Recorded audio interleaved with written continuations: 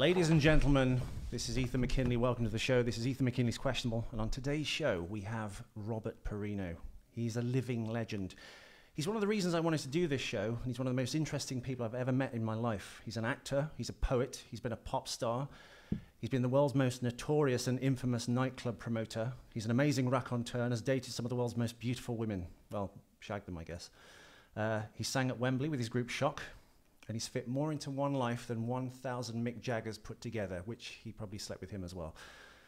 So, take it away, Michael. He's going to do a little recital for us now. William Blake. The Smile by William Blake.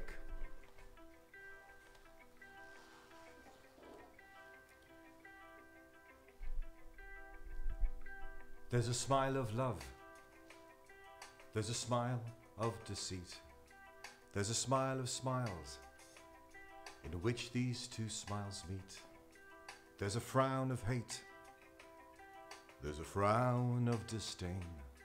There's a frown of frowns which you strive to forget in vain, for it sticks in the deep heart core and it sticks in the deep backbone.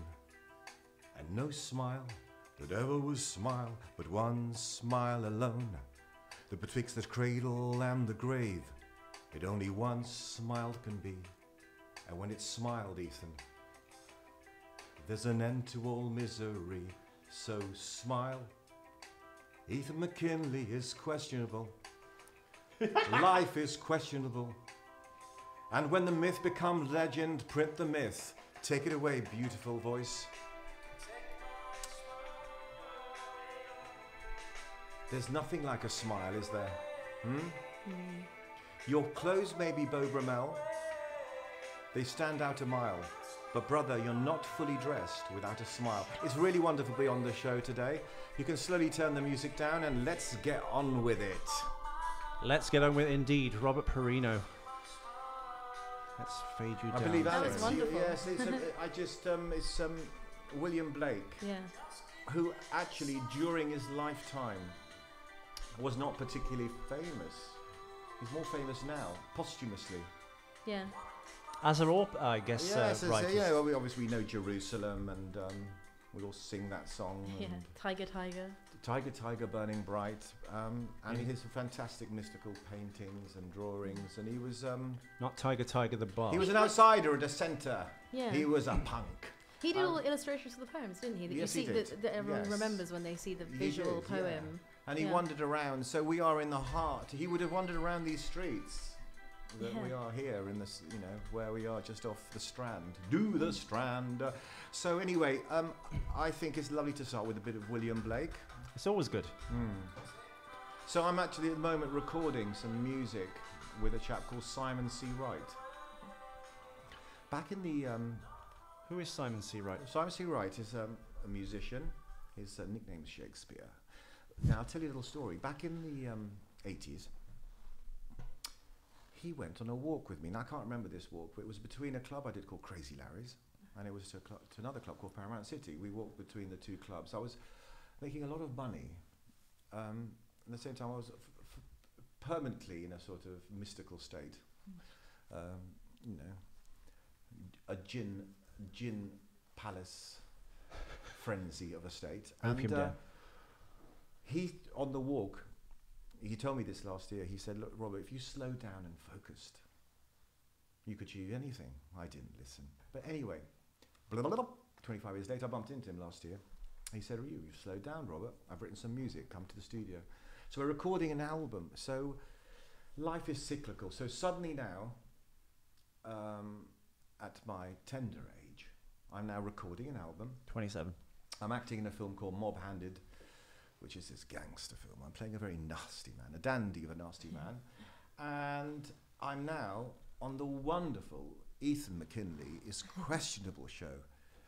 And I feel like it's a sort of form of a confession, ego-clad confession. This is the Catholic guilt-free confession box. I have a lot of problems. I was christened in Calcutta. I was born in Turin, Torino, in 1957. I was born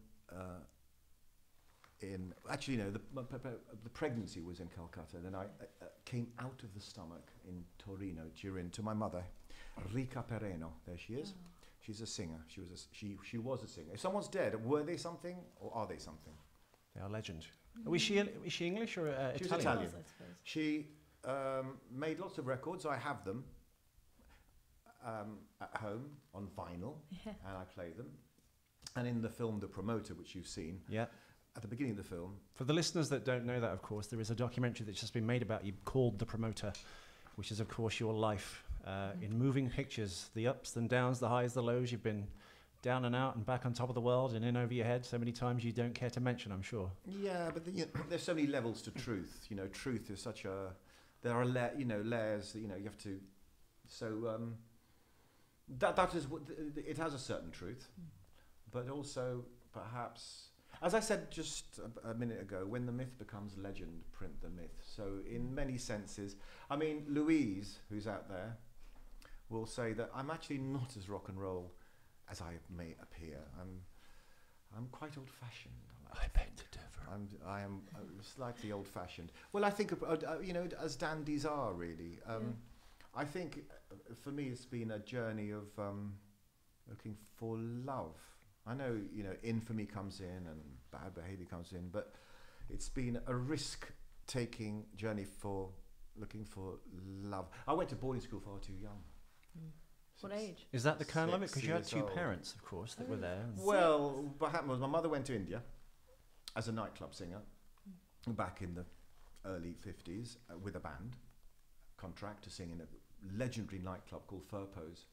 And she met my father, who was this louche lounge lizard of a businessman dandy called Johnny. And they fell in love and they created one child. And he was spoilt rotten, this chap. And then suddenly decided I should commute between Calcutta and a boarding school at the age of 6 in Sussex. Really? So it was cold showers and Yeah, that must tie have been a bit of flicking. a. So I bit of said a that, change. yes, but it kind of hardened me up. But is that the kernel of you, kind of this kind of desperate need for attention or love Yeah, that we all have? I mean, boarding school certainly in the sort of when I went there was still, as I said, cold showers in the morning and cross-country runs and sharing and bedrooms, and then obviously no girls. There were no girls there. So, I was at but there boarding were some school. pretty boys there. But but no one ever really fancied me. So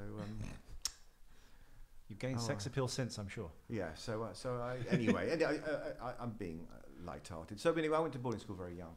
Now it perhaps affected me, and I don't know if the Catholic thing affected me, but I was writing today. I write blogs, and which I post all over the place. But on Barbarian we'll Cuts, I links have as well. Barbarian Cuts is my new business. There is Barbarian Haircuts Cuts. via van. Yeah, what we're going to do is we're going to kit out a van. Louise is going to cut hair. Louise used to cut Francis Bacon's hair. Now I love his artwork, and she used to cut his hair. Apparently, he was very charming, and apparently never came in drunk. So there you have it. So he has the myth and the legend mixed up. Because whatever one thinks about him, he got up and he worked. He did things. He didn't just hang out in the Colony Club and then fall asleep. He produced a lot of work. So so it's going to be a van, and we're going to serve coffee, and we're going to have vinyl playing, and we're going to go to markets and festivals. So that'll be a lot of fun. Looking forward to that.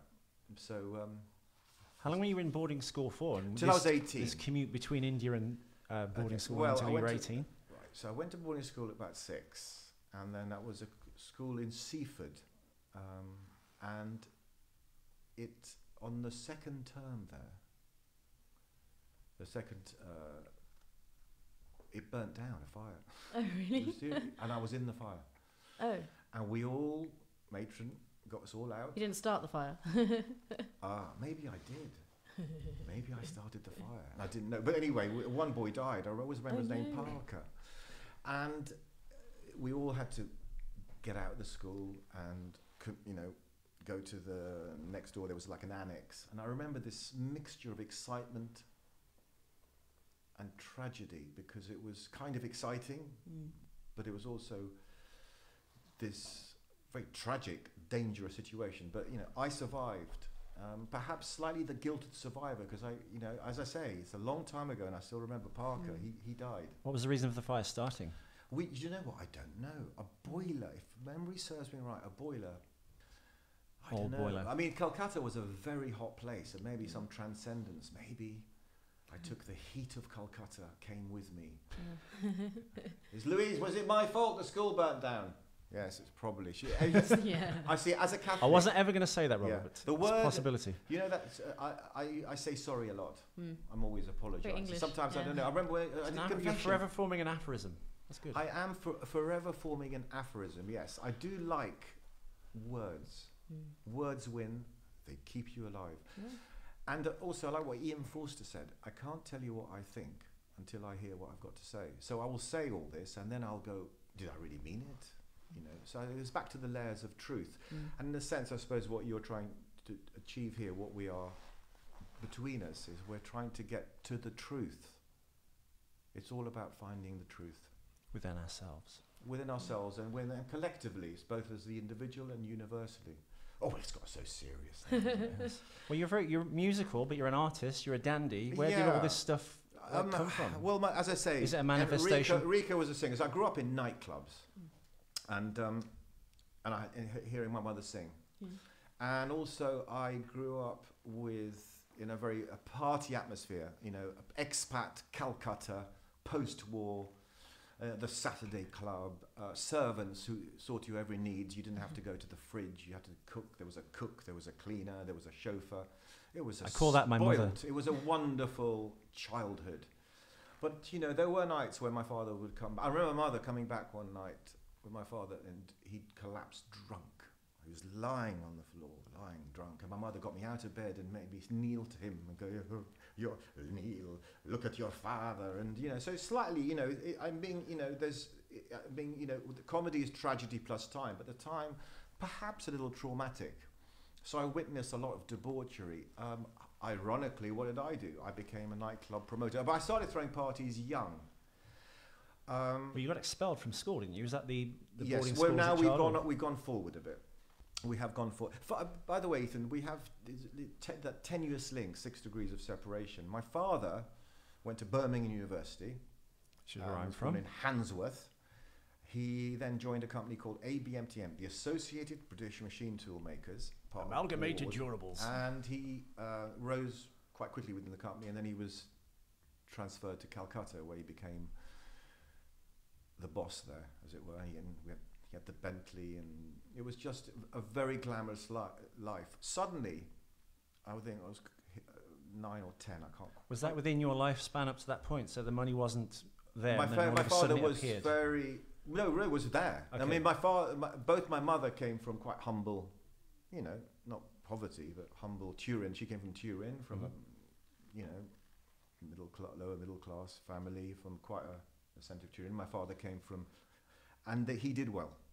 He then came. Suddenly, he goes, "We're going to London." But I didn't say goodbye to anyone.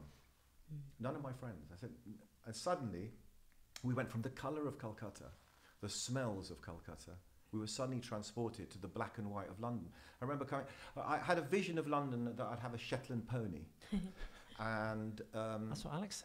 That's how Alex sees London. And I saw it, sort of. Would it be like a kind of Mary Poppins London? Bowlerettes. But when and funny enough, we came and I lived. The first home was in Knightsbridge, Trevor Square, in a place just off Trevor Square, just by Harrods. Harrods was our corner shop. Yet the houses are all like Coronation Street, aren't they? All squashed together. Tiny houses, tiny gardens. And in Calcutta, we lived in palatially.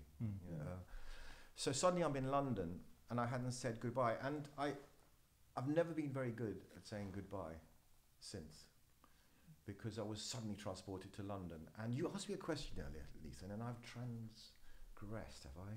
No. So suddenly I'm in London. I'm near Harrods.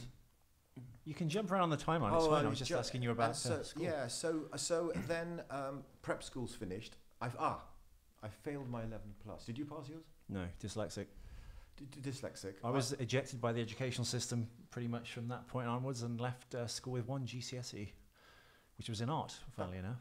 Really? Yeah, So yeah. you draw yourself? I thought, yeah, right. Well, and then you're, you know, and I had to go to night schools, retake my GCSEs, then I went think, to yeah. college, and then went to study fine art, then dropped out to go to drama school. Oh, yeah, Damien Hirst, I think he just didn't he get a D in art or something? Probably, but he's a Something, yeah. multi-millionaire, and I'm not Well, sitting in office You, with Alex. you're not a multi-millionaire today, but you will be tomorrow. Well, might be tomorrow. Well, money's the root of all evil. I didn't really need that much money. I just didn't have to be happy. Oh, I think. I want lots of money. Send me your checks.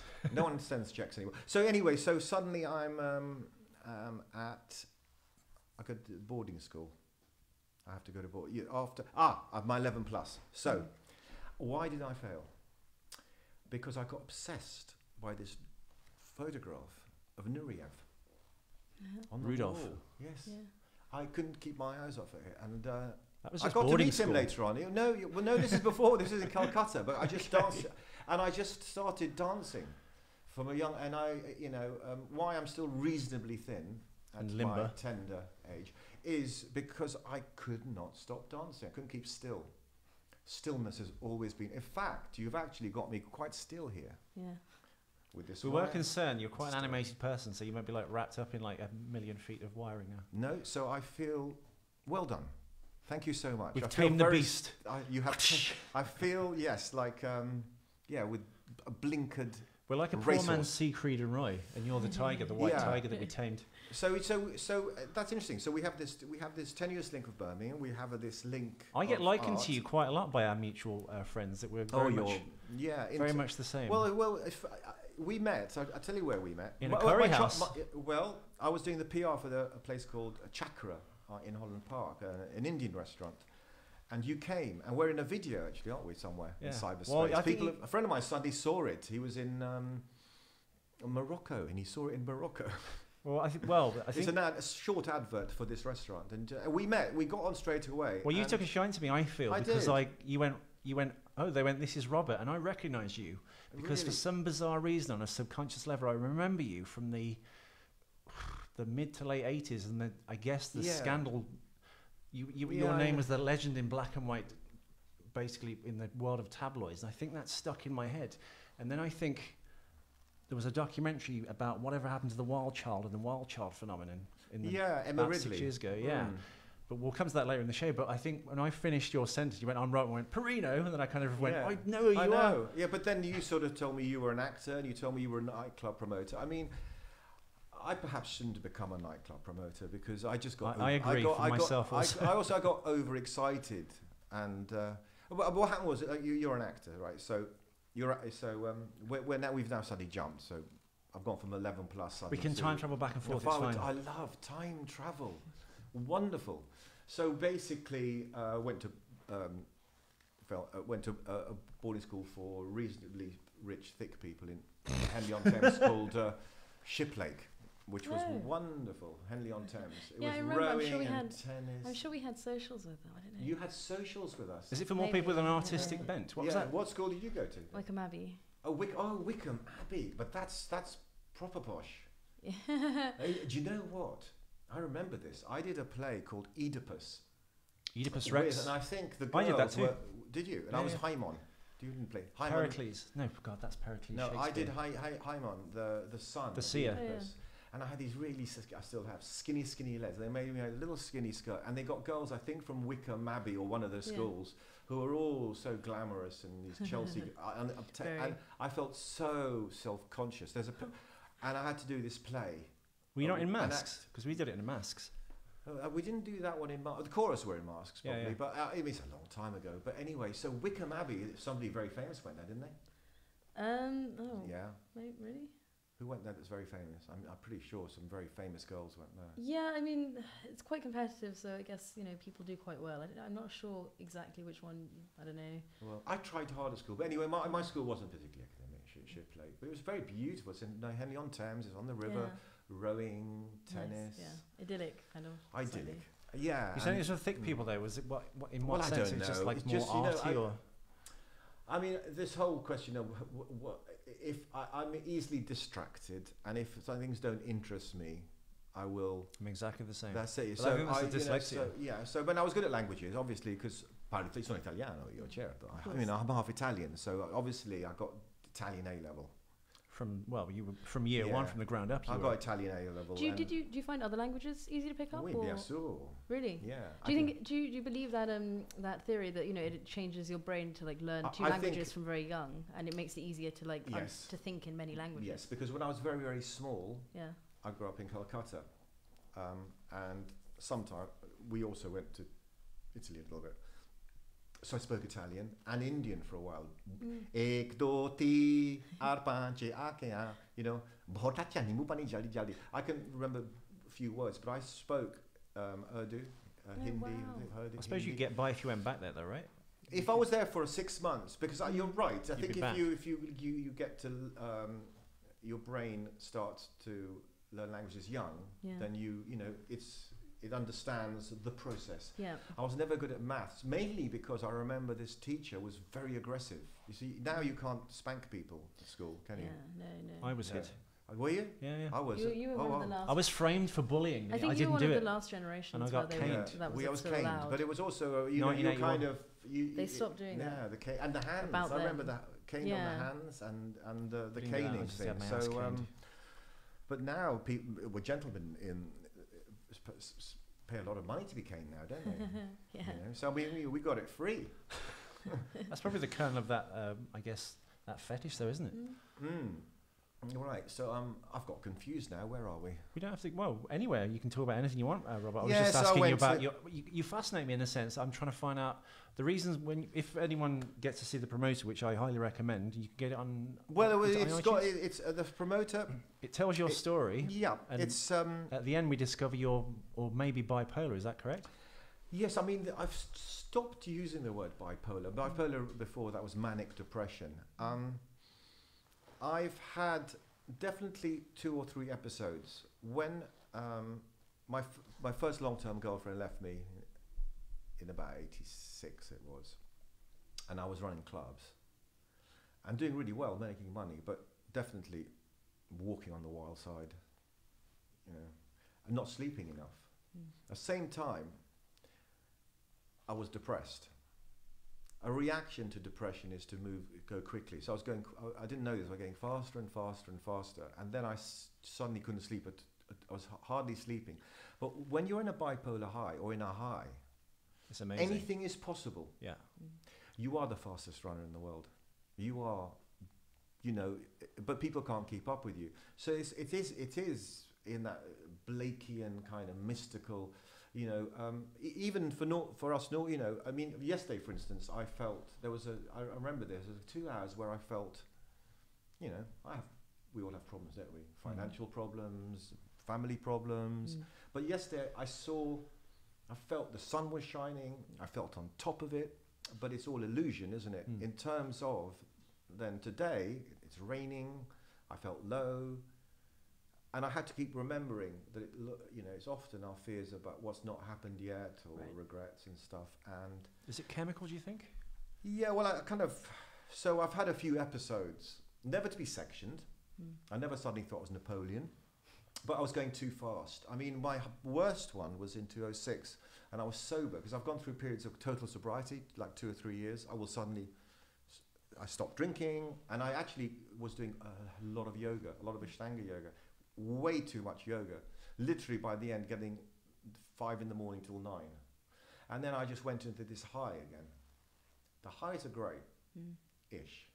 The lows are terrible. And I went through some periods where they said have lithium or sodium valproate. I now basically I'm in a relationship where there's a regularity. Occasionally I will get drunk. Occasionally, I think you saw me the last time. But because I don't handle, I'd had a row, Louise, we'd had a row, and so I storm off, and I'm very dramatic. There's a part of me that wants to run away. I will, run away the whole time. But, I realise there's nowhere to run. Well, that's one of the themes of the documentary. You get all these great opportunities in your hands, the world, yes. And then you go, I don't want it, or you drop things and just... I think I have I'm very flattered to do this show. I'm not... We're flattered you're on. Thank you for coming on. We're honest. Famous in, what is fame is, David Beckham is famous.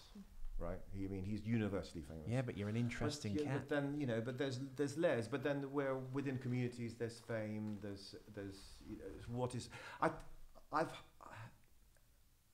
feel I have a fear of success rather than a fear of failure. Self-sabotage. Because success can bring on another set of success.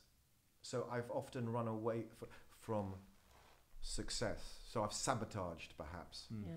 Not always. Sometimes it's not just always my fault. I'm going to stop saying sorry.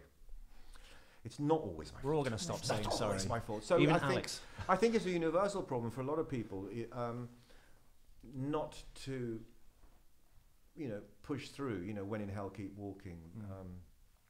And I say in the film a quote that I remember once, and I say I've run away a lot. Are you happy with the film, not in terms of how it's made, but how you're presented? Well, it's made by basically what happened was Sam, an old friend of mine. I was running a film club at the Sanctum Hotel, which ran for a couple of years, and the man that owns it was on there, wasn't he? He was Mark Fuller, he used to manage me. Yeah, he said you were a handful. Well, he says that, but I did it for a long time in the film club, and I worked very hard in the band he managed. It's not, but the film club, my then relationship ended, and so I decided to end the film club. But in a sense, I think I'm potentially in the best place ever. Through having met Louise. You seem more centered, because when I met you 3 years ago, maybe. When you came to work where I was working at Maddox. Oh my God, that was mad. I left early, and I heard you went into the green room and you were dancing around naked. I was dancing around naked. I actually got home. I went with Marco Pierre White's son, Luciano. This guy knows how to play. I don't know. I didn't know what else. You're. I know. I've been. I don't know what else to do there. What else? That's what you do there, isn't it? I did say to Freddie Moss, who I've known for many. I've known him since he's like 16. He owns the club. I said, I think I will give this a miss for a couple of years, and then I haven't been back. But I kind of like that. But I kind of like that about you, though. That's kind of what I like your. I will let smooth go. edges. Yeah. At the same time, if you came home, I am like everything's. I'm quite tidy. Right. I'm always cleaning up. I'm religious with the bins, and so there's. I like everything in order. I'm just like that, Robert. Yeah. Really, this is we already might be related. So this is just everything's got to be in its place. Perfect. Yet sometimes I will like to rip up the rule book. Well, you certainly do that. Yeah, but I have another confession. I am by nature an early riser. I get up. Louise, what time do I get up? Oh, I thought you meant get an erection. I get up early. Oh yeah, an early riser. Yeah. The morning glory. I thought you were using What's a euphemism. The story? Oh yeah. Well, there we go. So I like getting up early. I do like getting up early. I put the yoga mat out. I don't always get on it anymore. But I think one of the great distractions, something that most of your viewers and listeners will identify with, and it's much documented, is the advent of the computer. Because I get up now and I'm trying to write my book. I am writing my book every morning. I've done 2 days now. I've done a lot of writing in the past. There's blogs, a lot of blogs all over the place. But now I am methodically writing my book, and I'm making it linear, old-fashioned. So I've started from the very beginning, because it's a very good place to start. Once upon a time. And I'm literally going through my life slowly. So turn it into a play. We should. Like Sebastian, I gave you a play on my old friend Sebastian Horsley's play, which Dandy in the Underworld, which is a one-man show. Yeah, we should do a play. Why not? No, really, because I mean, just looking at your life, you go to drama school at Webber Douglas. Yes. And then that 3 years? I do. You see, it was going really well. And then I just got bored towards the end. But at the end, you're supposed to on a big show. Your end of year show. What happened, Robert? Tell us. Qualifying. I don't like doing homework or rehearsing, and I just didn't get it together. Learning lines. So there was me. So I was in charge. It was my production. So I'm the director. I can be in it, but I'm the director. I'm the producer. So I had this record player in in a briefcase. Ironically now, I got for my birthday a record player in a briefcase. So anyway, I had this record player in a briefcase, and I had lots of vinyl at the time, and my parents had a lovely drinks cabinet. So I took all the drinks, and I took the record player. You think there's a bit of a set for a kitchen sink drama? We're going to go on, and we're going to have a party. But there was, so in terms of everything that happens in a party, the flirtation, the argument. Performance art, if you will. It was a performance. It was way ahead of its time. No Harold Pinter, no Willie Russell. No, it was the theatre of hate, the theatre of, it was, it became, they weren't impressed. They asked me to leave, which is, so I didn't quite get to the end. And at boarding school, I didn't quite get to the end there. I went to boarding school, Shiplake, and Howard Raymond, Paul Raymond's son, who owns most of Soho, was my best mate there. We used to... He was the richest man in England, yeah, wasn't he? Or was. His Cheyenne, his granddaughter's in the film. And anyway, me and Howard used to come to London, to club. Often walking from Reading. It's a long walk, I don't know, from Reading to Shiplake. Like at 5, and we'd get into bed, and then get up an hour later, and they hadn't. But we put pillows inside. You'd sneak out. Oh, yeah, right. We sneaked out. See, in girls' schools, that just wasn't even an option. Like if they ever you were caught more you prisoners. I mean, we had walls and bars everywhere, and if they ever caught you doing that, you'd definitely be expelled. Whereas I know that at my brother's school, boys did it all the time, and they were sometimes caught, but they didn't really. They just sort of said, "Oh, naughty, naughty, don't do that again." But it's much, boys were allowed to go partying. Well, girls we weren't allowed to. We broke the rule. Yeah. And so it was the time of Alice Cooper, and so I was in stack boots and makeup and glitter and glamour, all done up to the nines. And I'm walking up the drive, and I walked straight to the headmaster, who goes, "What do you look like?" And I go, "Your wife, dear." That was the wrong thing to say. So the next morning we were marched to, and we were expelled. And I hadn't quite done all my A levels. So nearly getting to the end, nearly. But was it the third year? No. Yeah, whatever. Oh, A levels, second. 17. Yeah. A levels. So I've done O levels. So we've gone back to. Yeah, no. Stick with A levels. Sorry, I got confused. So basically, I was expelled from Shiplake, and I was expelled from drama school, and I was expelled from the yoga Shivananda teacher training course in Kerala in 2005. At least you're consistent. I'm consistently inconsistent. But, in a way, isn't this good what you're doing here, this moment? Isn't it fantastic? Yeah. And Louise is out there. She's shopping. She's shopping. Is she? I don't know. And so all the past has led to this beautiful moment. Exactly. And that's all we have. So in a sense, it had to happen. Yeah.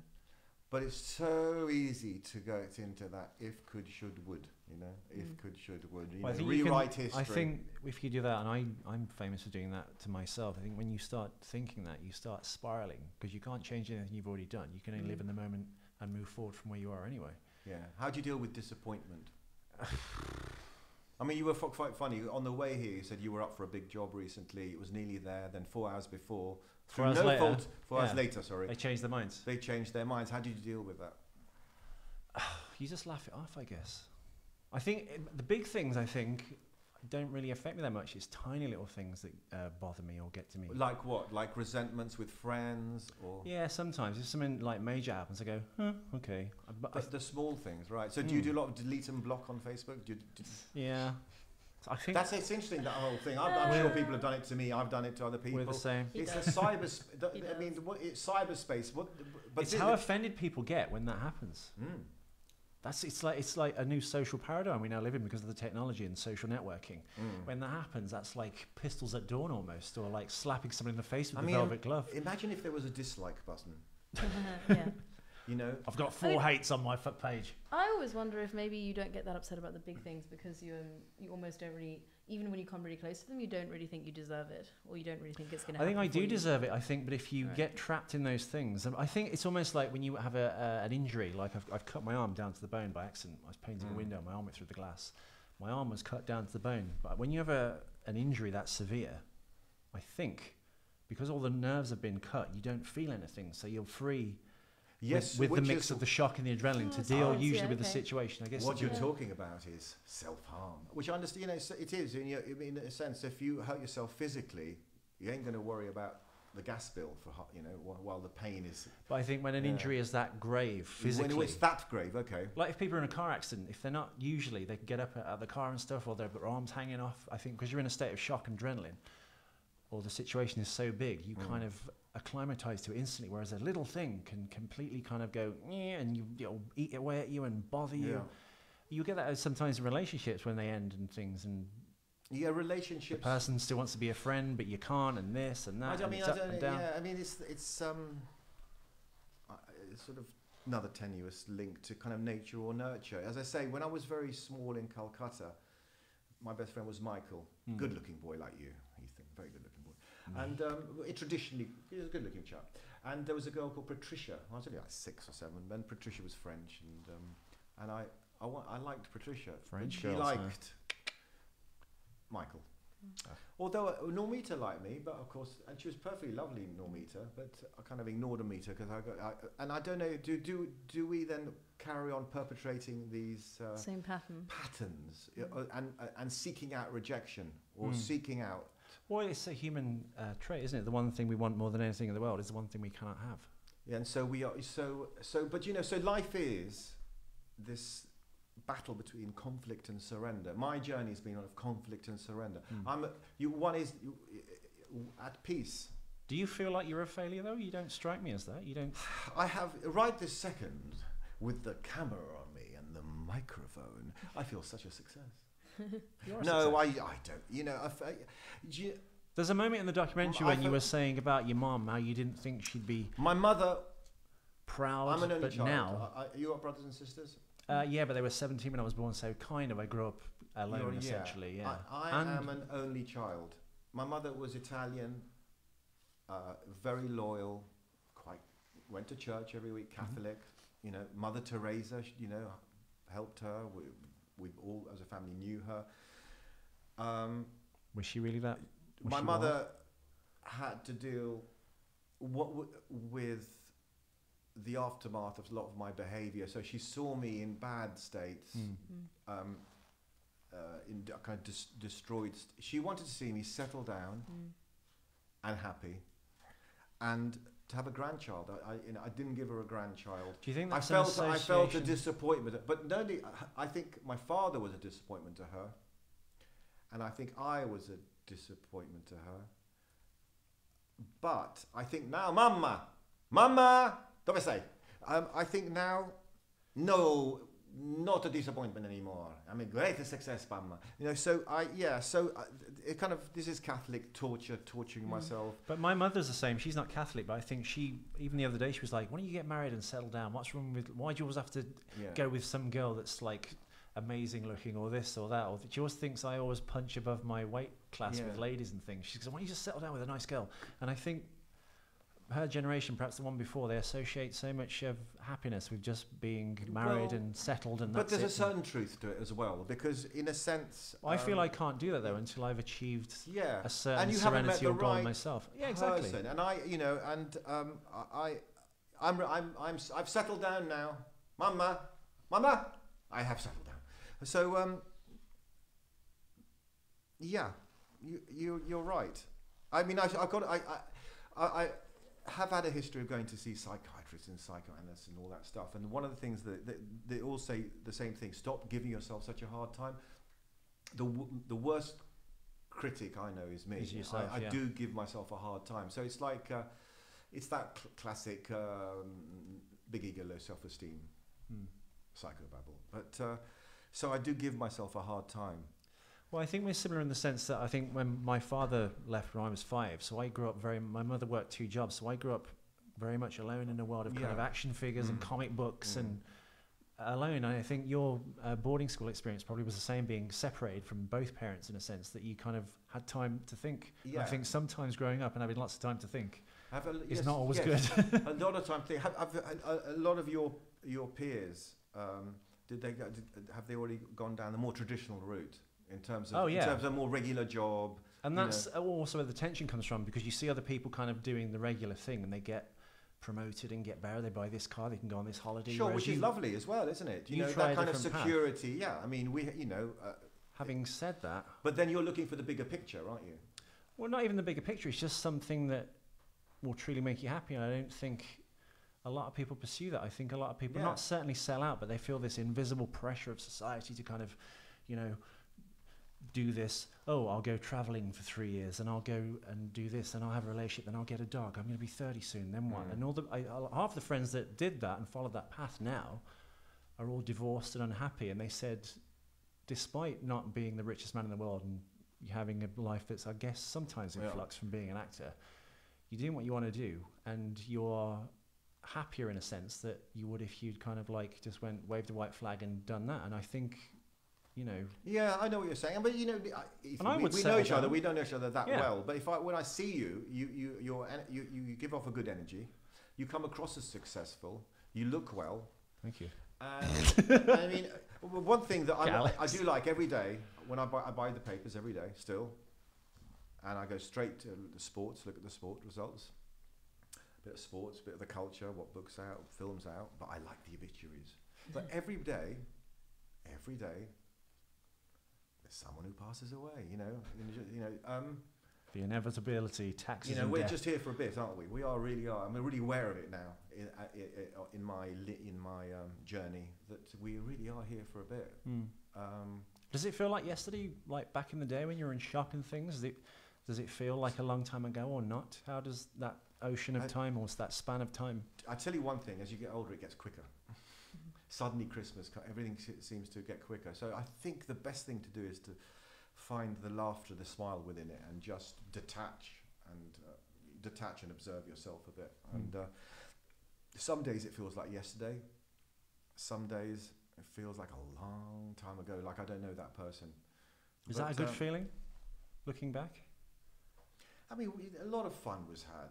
I mean, even I guess we would say the bad stuff, but I don't really see it that way. But I mean, all the ups and downs. It's as I said, all the ups and downs. It's the patchwork, isn't it, that made it's your led quilt? It's led to now, and I mean, I am quite optimistic about the future. What will stop me is stopping to believe, and just not putting one foot in front of the other, and just keep going. Just keep going, because I ran away a lot from childhood, like a silly boy walking to the end of the drive. I think I talk about it in the film. I've been in Margate, in a hospital. I've been in Worthing, Brighton, Norwich.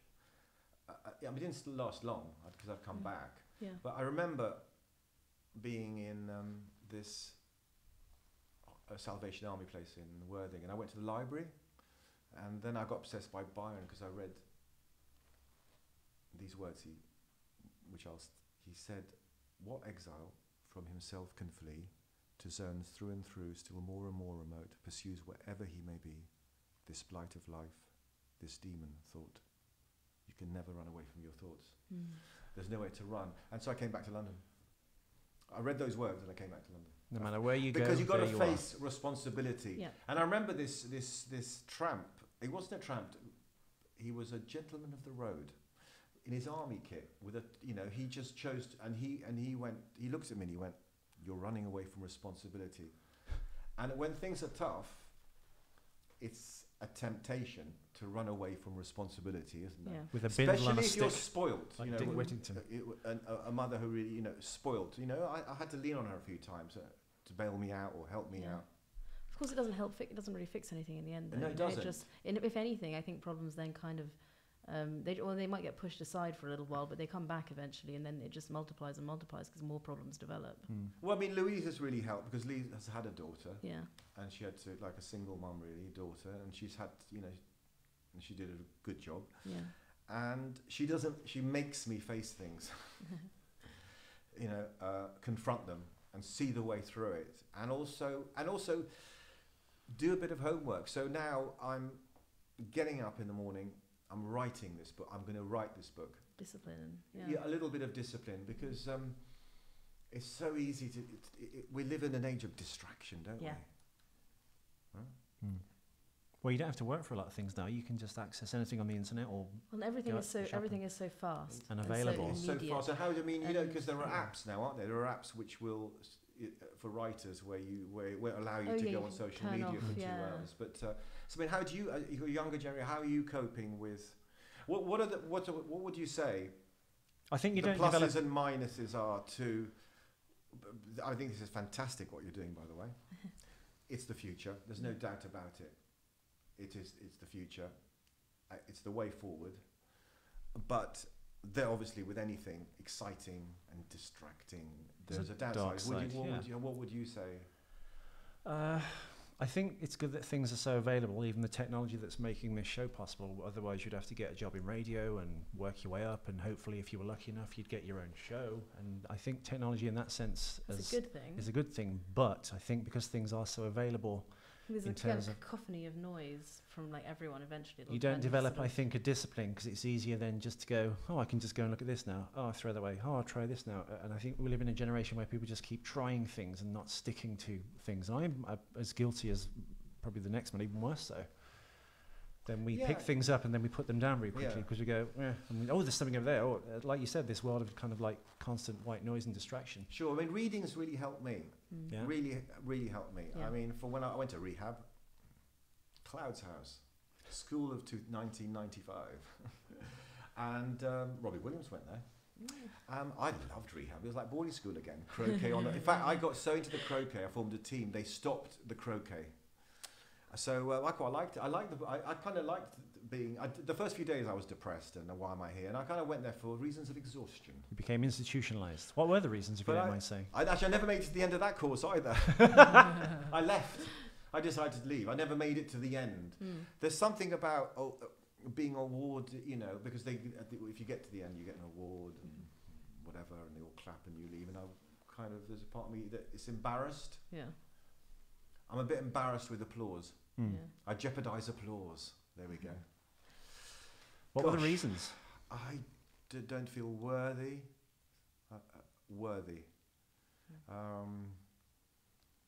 Was it sex, drugs, rock and roll? Yeah, I mean, those are all just the distractions. But even sober, it's just, you know, so I'll start writing. It's so easy to, you know, they say compare and despair. So I'll read a Philip Roth book or a Julian Barnes book, and then I'll go, who'd be interested in my writing when you've got that, you know?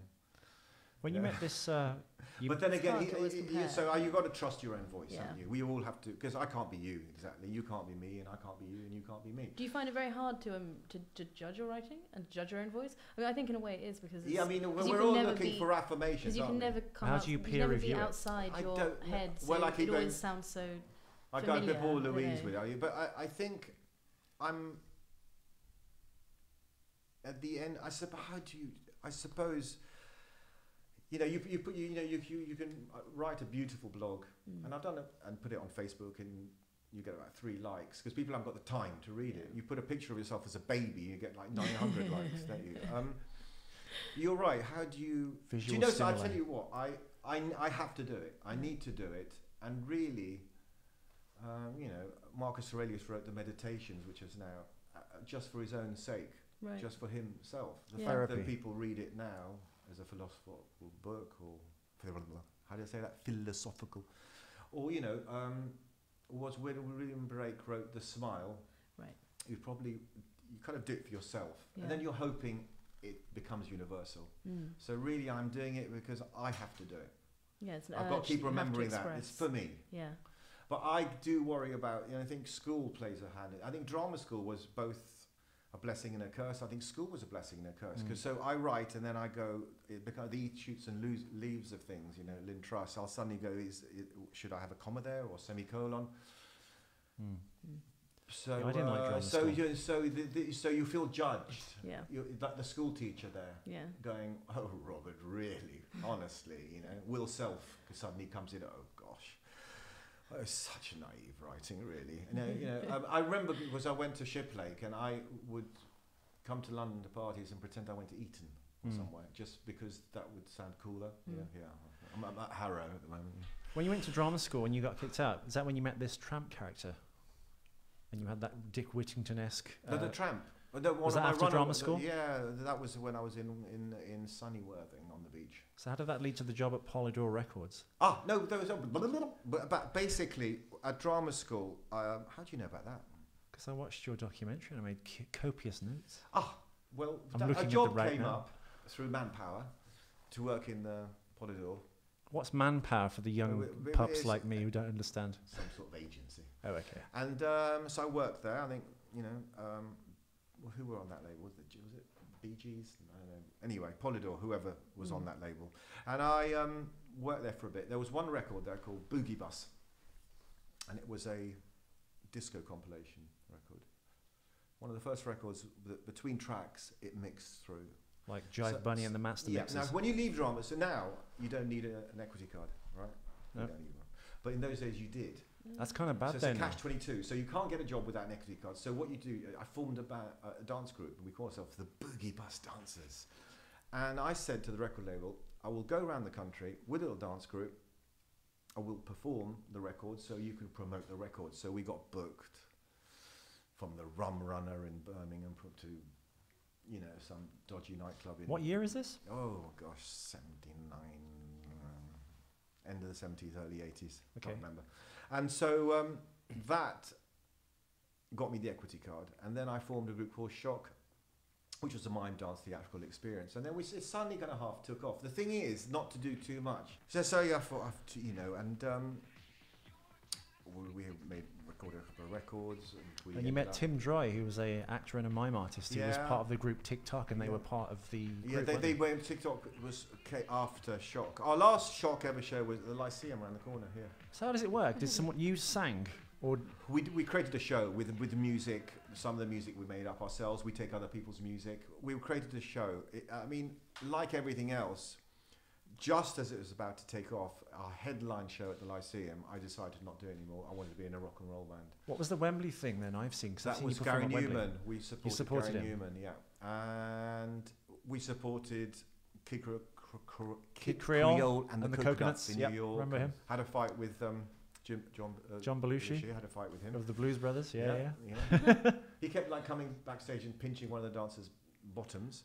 And where did you start performing then to get this kind of interest that was growing? We got an agency. We suddenly this guy called Ian Burton, who managed Hot Gossip, managed us. So which was the black dance group. Yeah, wasn't it was that. Yeah, Well, the girls were white. The dancers. I'm thinking of Hot Chocolate. Sorry.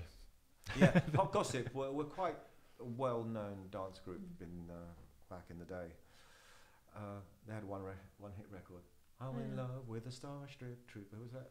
Who was in it? It was Andrew Lloyd Webber's wife. Oh, Sarah Brightman. I'm in love with a Starship Trooper. Yeah, 77 it came out. It was off the back of the Star Wars craze, wasn't it? So basically, we performed in Bangkok, New York, here, there, everywhere. It's kind of amazing. And then it led to a group called Pleasure and the Beast, which was a rock band. And we did a few it's all on YouTube. Yeah, and it's all there. We'll play that now if someone wants to click on it. We'll put a link up on the screen. Pleasure and the Beast. So Dr. Sex, High Energy, right? Dr. Sex, that was a which is really great. Philip Knatchbull, who now is the chairman of the Curzon Cinemas, directed that. If anyone's listening, actually, on your phone, if you Google, Shock as Angel Face, which I think is awesome. Yeah. Which because I love all that kind of Gary Newman, Cabaret Voltaire, yes, you do that, Human League. I'm so into that stuff. When I heard that, Fad Gadget. Yeah, amazing. The electronic stuff of the 80s. Yeah, Giorgio Moroder got all his stuff. Amazing. Literally, it's my favourite kind of music. Is it really? So yeah, Angel Face, I absolutely love it. I'm just blowing smoke at your ass because you're sitting here. I actually think that's amazing. So anyway, but at the same time, trying to do too much. I'm also acting. So I was in Mind, the Dempsey and Makepeace. I did a film with Sophie Loren. Acted in a film with Diane Keaton, small part, Little Drummer Girl, terrible film. So I was trying to do the bands. How did that? And then I'm doing nightclubs, and then I'm doing. No wonder you went crazy. I went crazy. I was, and in a sense, so maybe I was already distracted before cyberspace came along. Trying. It to seemed going very well there. You were doing films. In fact, if anyone listening again, if you're a fan of early to mid '80s horror films or monster movies. Extra. Robert is in Extra, which I actually rented from a video shop as a kid. Stay in the car. Yes. I'm no need it for a Robert minute. Gets out and is killed by the monster, and there he is. We can have a look for a film called Little Drummer Girl with Diane Keaton. If you put a time on there, Alex, we'll pop it up on I the remember screen. I remember I had to do a scene with Diane Keaton, and the night before I only had a short scene, and all night I'm going through the words, going through nervous. Diane Keaton, I was 24, and the next day the director just changed the words. So since then I've never been really nervous acting because he changed the words like 5 minutes before. Yeah, so well that happens. All that kind of rehearsal of, well, you know,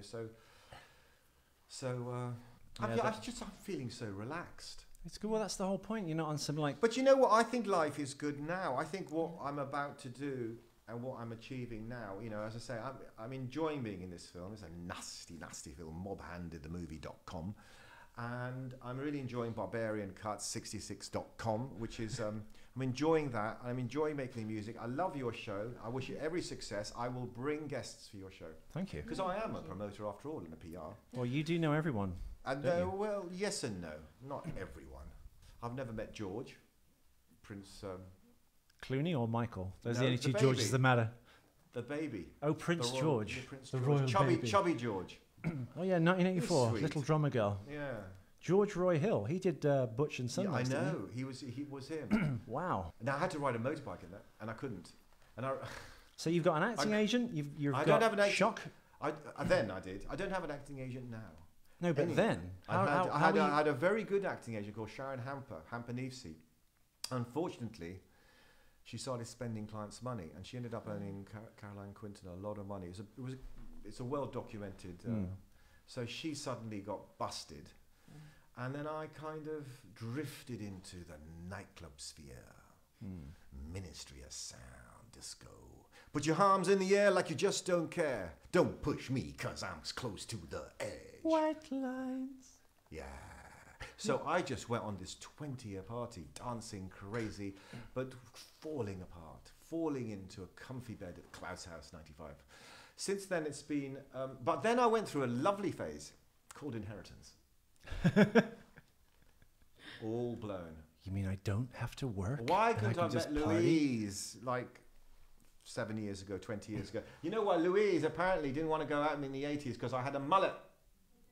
You did have a mullet. Yeah, she wouldn't come near me. She didn't even come to see Shock. She came to the Lyceum. She'd see all these cool bands like The Fall, The Cramps, but she wouldn't see Shock. She didn't have taste like you, Ethan. She didn't have taste. When you started Tasteless. nightclubbing, it was with Rusty Egan, wasn't it? And Rusty he Egan, the was drummer, part of, he's part of Visage, yeah. he Fade to produced Grey. Angel Face, and he produced the B-side's great of Angel Face, R.E.R.B. It was quite big recently on the electro scene. Yeah, so Rusty Egan, I was the best man at his first wedding. Can anyone listening Best get man at this Rusty's music wedding. apart from just on YouTube? Do you know how interesting? What could we do? You know what? I should do something about that. Because if you own it, you should put it up somewhere so people can get access you to get it. ripped. I remember signing given a line of coke and then sign this paper. I've never made any money out of music, but now I think it's exciting things like a Bandcamp, where you can monetize. In fact, the new music I'm doing now, I think one of the great things now actually is age doesn't matter so much anymore. Quite it did. You know, it doesn't quite. I'm never. There's always going to be the Katy Perry, Miley Cyrus, One Direction. Yeah, there's always going to be that teen thing. But I think there's also going to be a growing market. I mean, I listen to Radio 6. If you have an audience, I listen to Radio then 6. you I'm can aware make of- things for them and sell them straight to them now. You don't need all the middlemen, all the Sure. intermediaries. Yeah, the gatekeepers. But as I also, call there's a them. kind of generational confusion, and Alice, Louisa's daughter, will listen. You go, she will play soft sound. Right. She Amazing. will all that stuff, and then but we'll go home and put on the Palmer Violets. There's a new band called the E-Gulls, which we think they're great. We'll hear King Kurt. I listen to Radio 6. I think there's a lot of good young music coming out, both in indie and she's out of the car. I tune into dance labels. I like some. I of think the you need to make house your stuff. profile easier to get to though, because it's very difficult to find you. You change your number every 2 months. I'm elusive and evasive. You are. You're like yeah. someone out of Mission Impossible. I know. Your Facebook changes, then your phone disappears, and you got a new phone. Ah. And I'm half Byronic, half moronic. Part shaman, part Sherman. A little bit Nazi, but mostly Liberace. you're asked to DJ for Saddam Hussein, is that correct? I did. While you were a nightclub promoting? God, you know your stuff. I did. What happened was there was a guy called. There was a chap on the scene who was from Iraq, and his son decided to throw a party because they wanted, just before the war, the first one. So he was Saddam then, he hadn't been His son. So His son. it was, but so they kind of, my name, so this chap, I won't say who's. Well, they made a film about that called The Devil's Double. Have you seen it? It blew. It was brilliant. So you could have been involved in all that craziness. I could have had fun. Saddam. Or Anyway, had your head shot so they off. sent me. Somewhere there. So I got a fax saying, yeah, I'm going to fly out and everything. But they didn't want. He liked ABBA. Saddam liked ABBA. He liked ABBA. The music. Waterloo. I can imagine him being, Pushing the red button. Yeah. But he was. I've always been fascinated by dictators. I think Saddam was he dressed well. Yeah. Didn't he? They have a vision. They have some good points, but it always unravels in the end. Gaddafi, he lost it, didn't he? Yeah. No one. Yeah, his look went all array. Well, the strange, peasants yeah. overtook the his Went a bit- his mansion. You know, and they took just him to the with their streets and gods, killed him. aren't you know, they are. Yeah. You know. So you're Ethan's girlfriend, and I think you're nice. I say, just shoot Ethan. Come with me. You know, why not? He's like I mean, we're all dictators, aren't we? Yeah. We see ants and we just go. Well, I've heard the Saudi princes just pay like Hollywood stars, female ones, to just go out there and either have sex with them or just hang out for enormous sums of money. On yachts and things. Yeah, Yeah. that's fairly open. Just secret, keep isn't it? laying on the money until you get the price, until you can. Everyone's got a breaking think point, don't they? To be truly happy, what philosopher said that? Either have a totally clear conscience, Yeah. or no conscience at all. I'm not on this one. Where do you lie on that scale? My life's conflict and surrender. Yeah. I am in. Do you know? I'm not as rock and roll as you think I am. No. Lies. How sorry to disappoint you. I'm an old-fashioned man. I'm an old-fashioned girl with an old-fashioned way. You're Mr. Rock and Roll. I put on a lot of book clubs now. I mean, I still put on events. As I say, I've got The Is there Elgin, one at the Elgin? the Book club? Elgin. The Elgin. There's the Elgin. which we were late for. Dave Barbarossa, who would love to come and show. He's the drummer of Yeah, no. Well, Adam please and get him Yance on. and Bow Wow. And he's also an author, and he's written a book called Mud Charts, and we put on a lovely evening where he talked about his book. And it's like a conversation with an author, which is what you're doing here. It's a conversation, totally. a confessional conversation, Yeah. a discussion, a talk. It's a The shame we Ethan can't. booth. Be nice to talk to those people listening. Well, I've suggested are we should you? do it in front of an audience as well. In Yeah. front of And an record. That would be audience. fun. Yeah. That'd be fantastic. Really Yeah. good. Because then you could play. You know, I've got a record player. And we can get a mic and a lead. We I can get them to could- come and ask questions as well. I've got vinyl. Yeah. We could play some vinyl. That would be amazing. I like this. So, and I'm putting on events. Perhaps they are more calmer, focused affairs, more reflected, more reflection, less erection. What's the book club? Is it? It's called the Gin and Book Club, and it's Okay. the Elgin Club. And the next on Tuesday, I've got a guy called Ray Ruffler Jones, this wild boy that came from Swansea in Wales to London, hung out with the Clash, and he's written his life story. He's a character, and he's written a biography. Let's And get it's him on. Another entertaining. guest. So I've got him, and the next one I've got Quadrophenia, a friend of mine, Simon Wells, who's a really good writer, about the film Quadrophenia, directed by Frank Rodham. Yep.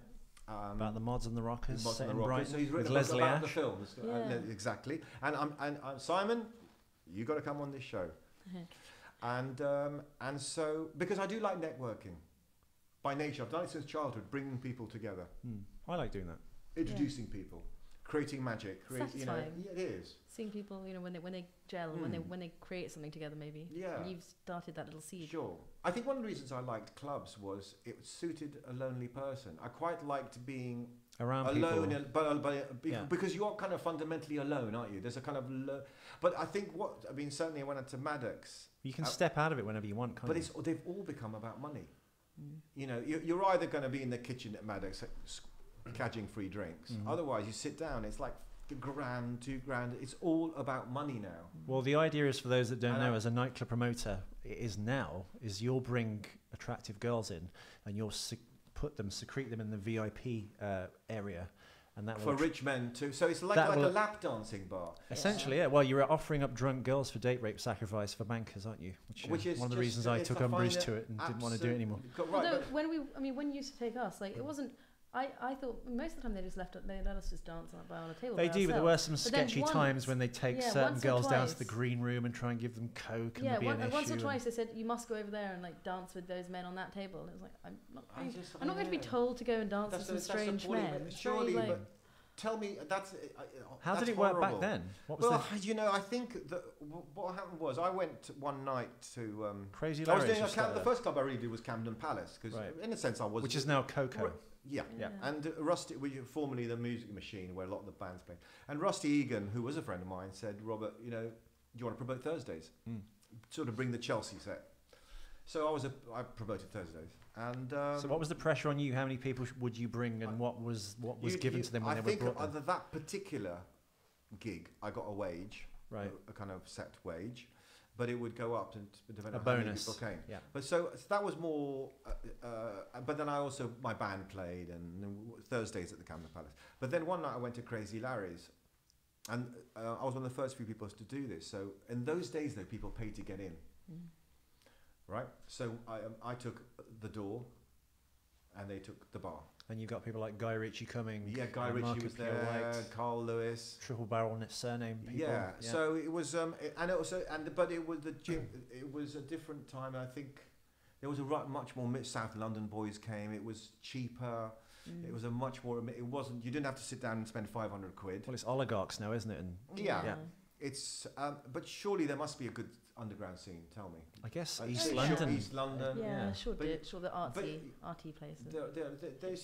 There's good stuff is still going on, but the West Yeah. End has become. You're right. You know, it's football.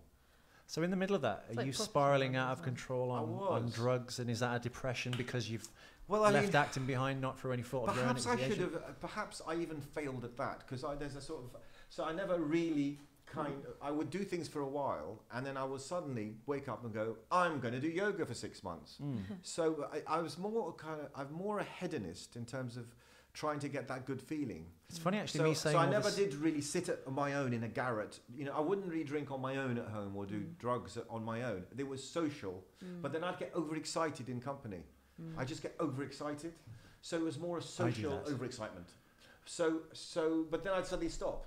The thing, so yet again, also I didn't know what else to do there. You know, if you told me we had a show on at Maddox, Yeah. Robert, and we had to put our show on, I would, like I'm doing now, I wouldn't drink before it, and I'll do a show. Yeah. But we're a promoter. What are you supposed to do apart from get drunk? Well, you mix the There's two, don't nothing you? to do, and also a lot of conversations are so boring. You need that to get through, just to. So you just like, and you know, and then so also that, you know, the time you met me, I was a bit low generally, and so you're trying to change your mood. You can't really, you can enhance it, but you can't change your mood. Yeah, you so. were very subdued then, and I've seen you since on other occasions when when you're around people, you're very animated, and it's kind of like maybe that's your drug now. Yeah, you seem to. Well, I mean, I'm you know, I'm regular meals at regular times, and Proper sometimes sleep. proper good sleep. Sleep's essential. Yeah. Bit of running. I mean, I didn't smoke till I was 50, by the way. Really? This is the smoking came in with that ridiculous. Why did I get married in 20? You know, ridiculous. All my inheritance went, everything. But I did, and it led to now. So I don't want to really focus on that. But Not even in the 80s though, when everyone was smoking like chimneys, and it was the not thing really. to do. I've never even been. I can't even roll a joint. Whoa. I can't even cook a joint. Can I, Louise? I can't even cook. So, no, I never really smoked, and now I now have roll-ups. What were the vices then? Was it coke and alcohol? Yeah, and just staying up, kind of contest of staying up. By the end, I think towards the end, I worked out how you could go, not sleep from Thursday till Monday. So lack of sleep, and just also looking for what should I really be doing on this planet. So in a sense, I became. Bobby Devil was my nickname. It's like method acting. I became the part. And I couldn't stop playing the part. How long were you promoting for? Well, I started 79 till, I never really stopped, but really officially I stopped. When was your like full time? I did the Cobden Club. So till about 20. God, but then I carried on doing, I've often done spoken word nights. Is this back then through the 80s? No, and later on. So really, when shall I admit to completely stopping that? But I kept getting to do clubs again, bits and pieces over the years, like you will, you know, and now I go, nope. But I will put on an event if there's lots of money to be made. Ethan, should we do one? Let's do one.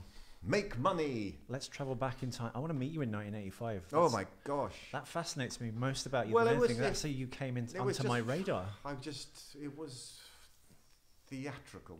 I wore strange. The paper said you slept with over 700 women. Is that true? I fell asleep, yeah. I was 700. I fell asleep with 700 women. Do you know what? What happened is that there was a chap who really has slept with a lot of people, Adam Perry. Mm-hmm. I've lost touch with Adam. Hi, Adam. And Adam Perry, the male model, the baby poster. Oh, the Athena boy. So often, the press, we would exaggerate numbers. I think sometimes I said 2,000. But then there's George Simeon, the Belgian writer, with 10,000. Is that even possible? I don't believe that. What's the guy in Kiss? How many did he sleep with? Oh, Gene Simmons. Yeah, Right. I think when you get into the at least 2000s, how do you find time, especially if you... And also, the quality can't be that good. Do you know what? I'll say this. Promiscuity and infidelity and dishonesty eat you up. Mm.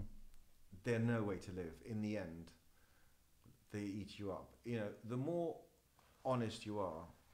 Because what was the wake And also it's an addiction, because I definitely had a period of addiction to onanism. Doing it for the sake of it.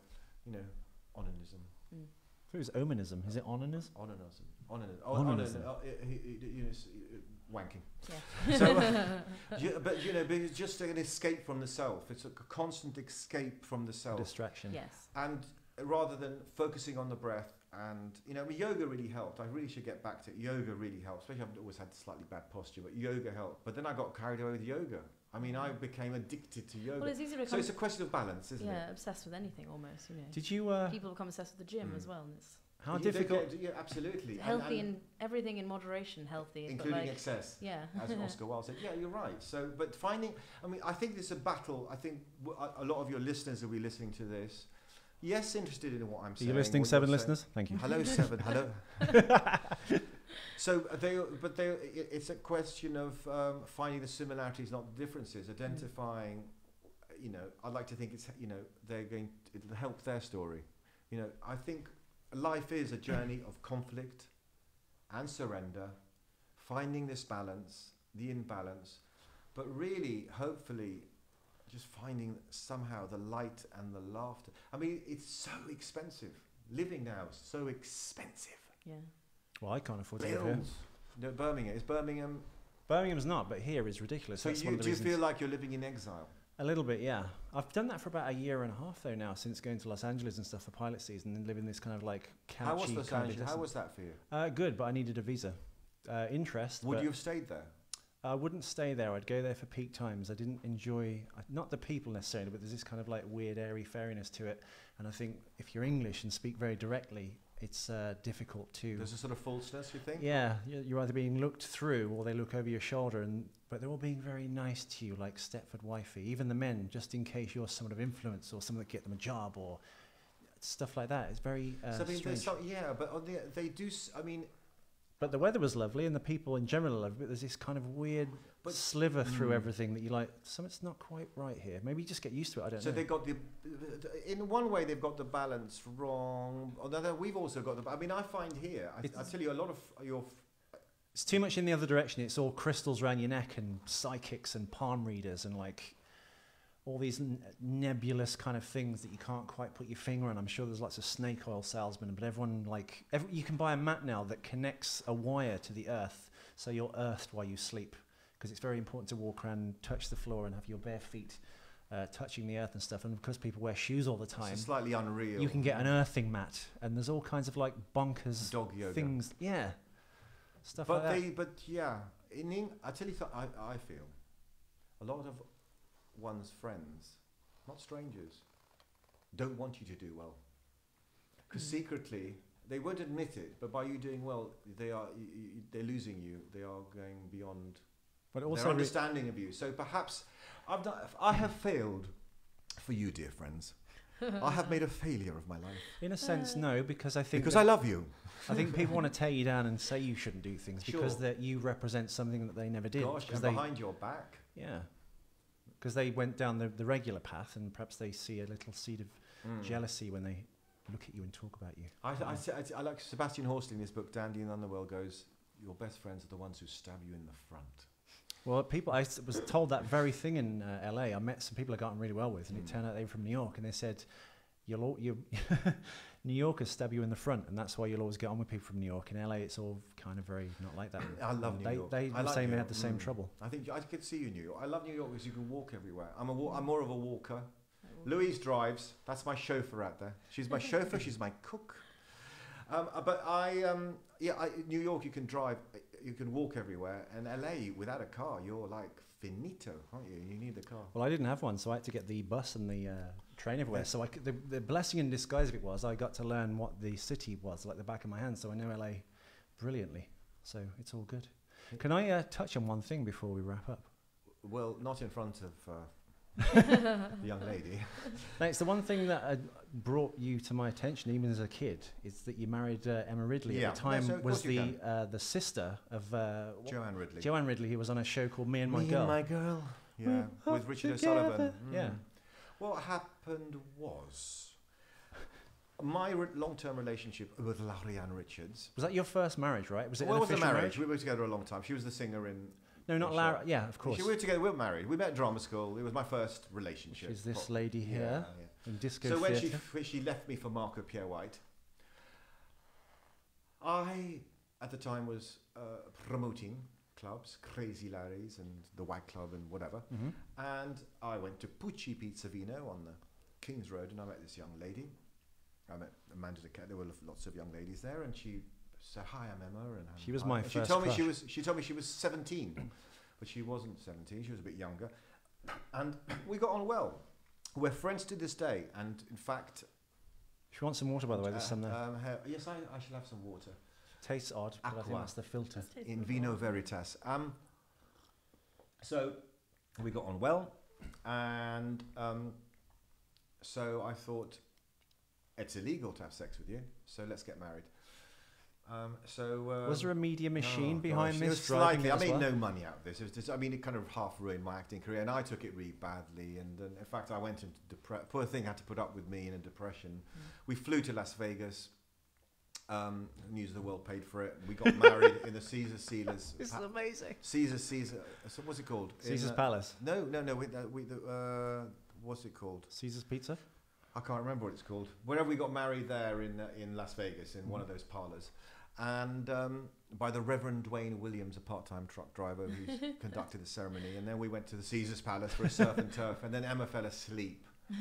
And then I put my hat and I thought, what have I done? So we flew back to London. So what, press is here while all this is going on? They flew out with you? My mother wouldn't let me into the flat in King's Road. She's like, why, what, she was devastated. So I had to live with Emma and her mother in Hampstead. Her mother's just got divorced. So what was the mother? Was she I know Angela. Hello, Angela. She's a friend. She's a friend. She was totally supportive, Angela. We got married. We nearly died. October 87. So how long have you been married at this point? Storms, you wouldn't remember, you're too young. There were these storms. Anyway, I was sleeping in this sort of annex of the flat, and a tree fell and nearly landed on us, but it missed. So we could have died that night. So anyway, a couple of years we got married, and then she ran off to America. Right. Off she went, and she's still in America. She's done really well, Emma. Did someone die? Yeah, it was in she the just couldn't cope with the documentary. Yeah, well, a friend of ours. We then, after living in, not dying by being hit by a tree, we decided to move to live in King's Road in this party flat, crazy party flat. And our neighbour Tim Morrison, bless him, used to like climbing the building to get in at night for some reason. And one night he managed to not make it. Whoa! It was all getting too much for her, so she went. But anyway. Blessings to her, and she's been married, I think, 3 times since. She became a presenter on The Word, didn't she? She's a born-again Christian pole dancing teacher now. Whoa. And maybe that's your hook. Maybe you should be a pole dancing teacher. I think I should be a... Do you think so? You might have it in you. You probably remember you like dancing. Anyway, but so anyway, all the roads lead to now. It's funny how we are all connected in cyberspace. So she's there. She's in cyberspace, Emma. Bless her. And we're connected. We are. Both in meat space. Didn't they call it meat space? That's the new word. Yeah, the guy from Reddit said it the other day. This is meat space. This is meat space, meet cyberspace. But I'm very optimistic. I'm optimistic about barbarian cuts. Yeah, what are you doing now? What can we promote for you? Well, Louise, next week we go to Brighton. She has clients. She has great clients. Mind you, she's not had, since I've been with her, she's not had a haircut. So, you know, but she has clients that she goes to their homes and cuts in their homes. Mm-hmm. You know, high-profile people. So we came up with this concept of getting a van. And gosh, we'd love to do a show with you in the van. And it's going to serve coffee and tea, and maybe have book clubs, and it will, you know, sit itself at markets and so forth. I also, by the way, I do the Cockpit Theatre once a month. I have a tea party there. We had one last week. It went really well. You need to Twitter. I'm not very good. I Twitter. Where's the Cockpit? It's in Great Fort Street by Alfie's Market. Oh, right, okay. And we had a tea party where we celebrate. It's called London Poem. We celebrated London, and gosh, this is a long show. No, we can wrap up whenever you no, like. That's but we're coming to the last leg. Okay, memory. Are So made we of have the this. bricks and mortar of London, don't we? We have the bricks and mortar, the architecture, but then we have that other London, which is the London of I'm going down here to put the of memory. Another A to Z. You must identify this. You know, you know, you walk up a street and go, "Gosh, I fell in love there," or "I got dumped there," or "I went to a party there," whatever. London. There is another map instead of this torn, dog-eared A to Z. Streets where each paving stone brings back cold tear-stained nights when all look black. The corner of which plain-strewn square witnessed the end of an affair. Or gardens where love's blossoming was bright, more green than any spring. No printed index gives it sense or recognizes difference. This is a map whose nerve ends go through stuccoed, dreamlike Pimlico.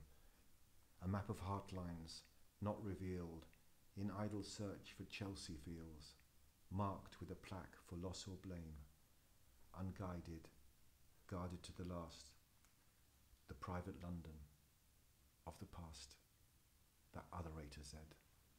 London. Oh. Did you write that? Yeah. Sort of. Oh. It's very nice. Sort of wrote it. Thank you. You have a beautiful voice. I do voiceovers. Yeah. But I haven't done any of this. I don't know what's happened. You need a voiceover agent. I do. SohoVoices.com, and I've done Nicola Cervanetti, the violin player, and Barclays Bank, and a lot of corporate stuff. I think there's room for. I like high culture. I like low culture. I like. I will watch from Pointless through. People cleaning houses. At the same time, I will enjoy. Opera. Yeah, and some of the great writers, which no one's heard of, like Michel Houellebecq from France, or Coetzee from South Africa, or My favourite is Bulgakov. You do, yeah. The Master of Margarita is my favourite. That's your favourite book. It's been my favourite for a while. It used to change a lot, but now that's been it for a while.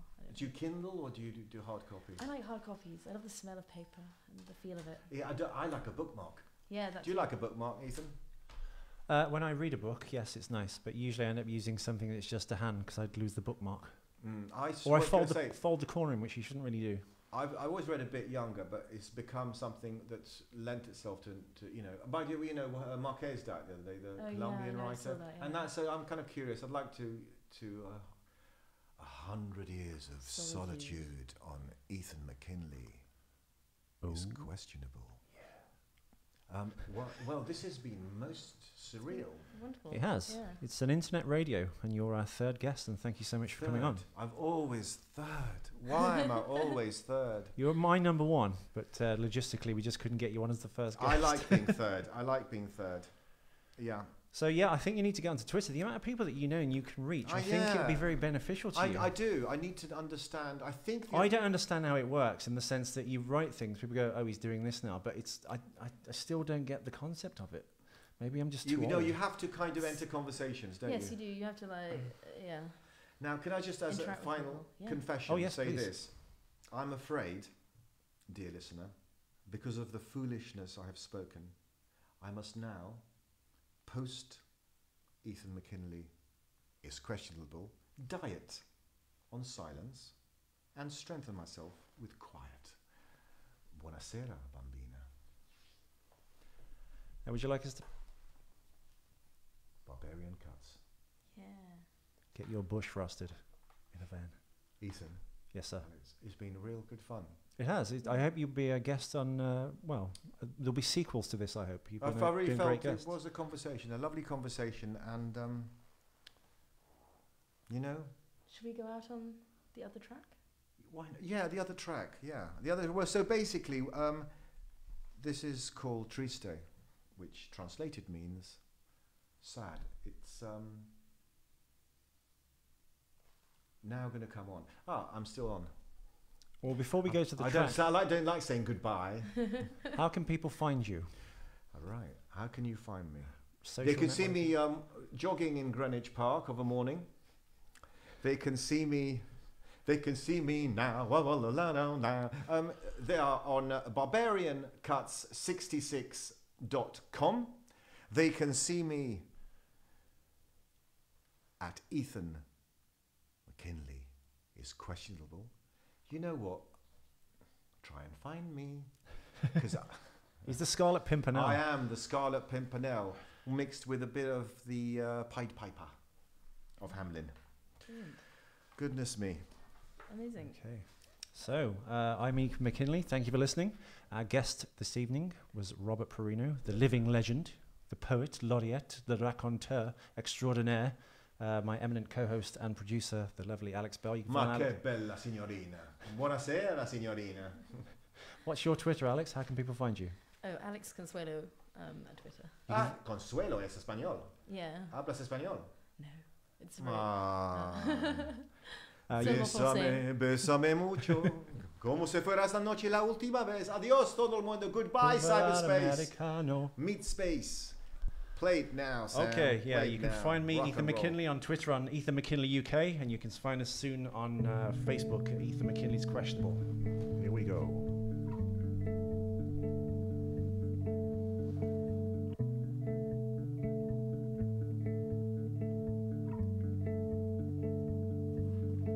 Sono triste. Sono triste. Troppo triste. Because I keep remembering those good old days. A tale told by an idiot full of sound and fury, signifying nothing. Madness is life. Madness. Mama said, just focus on the breath. Be in the moment. Your mind was like the seeds of a dandelion scattered on the earth. Oh, just floating on the wind and rain, making seeds on this land. You never noticed the stars shining up above. You were looking at the landscape stretching out ahead.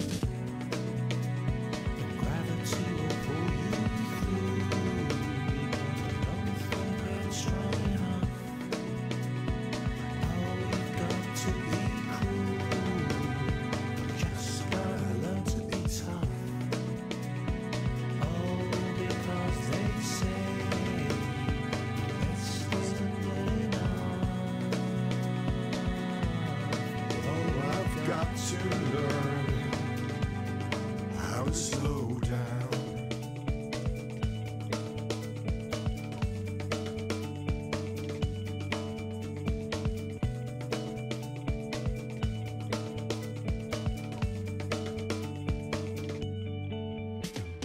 Those were the days, my friend, we thought they'd never end.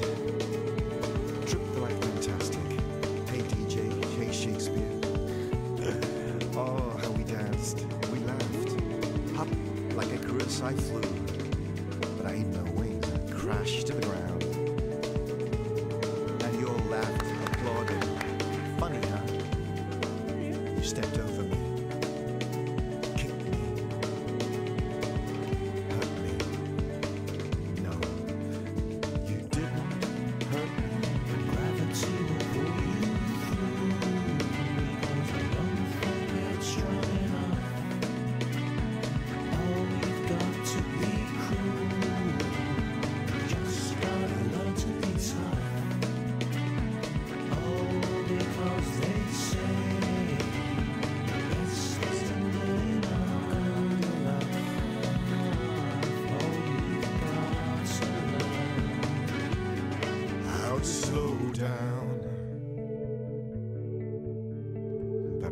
questa canzone è per te.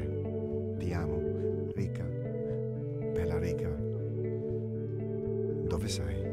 Where are you?